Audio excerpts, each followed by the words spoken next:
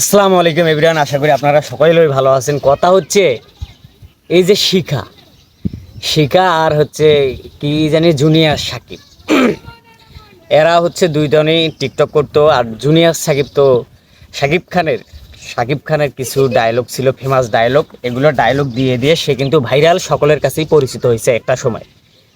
যে খুব সুন্দর লাগতো, ভালোই লাগতো তার কন্টেন্টগুলো।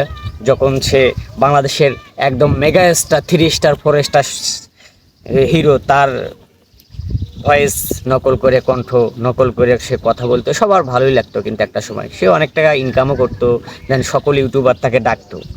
এ কি হয়তো সুখে খাইতে হঠাৎ ভূতে একটি লেগেছে যে লোভ, যে এই মেয়ের লাখ লাখ টাকা আছে, কোটি কোটি টাকা আছে, এই শিখা মেয়েটা, এর কিন্তু 3 থেকে 4 জায়গায় বিয়ে হয়েছিল। দেন সেই স্বামীগুলো আবার রানিং আছে, তাদের সাথেও সংসার করে, এর সাথেও সংসার করে।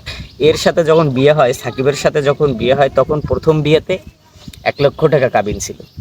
এবং এই বিয়ে, সে কত বড় চালাক মেয়ে, এই বিয়ে সে বাতিল করে আবার তার বাসায় নিয়ে গিয়ে দ্বিতীয় বিয়ে পড়ায়। সেখানে সে 5 লক্ষ টাকা দেনমোহর করে।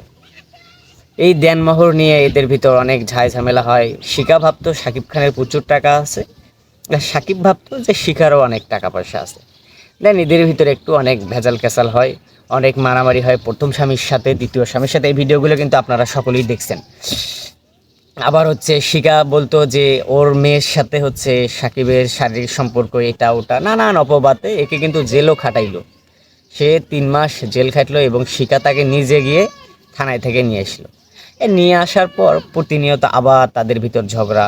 মাঝখানে কিন্তু তাদের প্রচুর ঝগড়া মারামারি, এগুলো ফেসবুকে ভিডিও খুব ভাইরাল হয়েছিল। আবার নতুন করে তারা কিন্তু আবার সংসার শুরু করে সব কিছু ছেড়ে।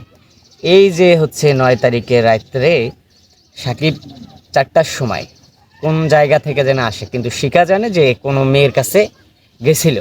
এটা শিখা জানে, কার কাছে জানি শুনছে হয়তোবা।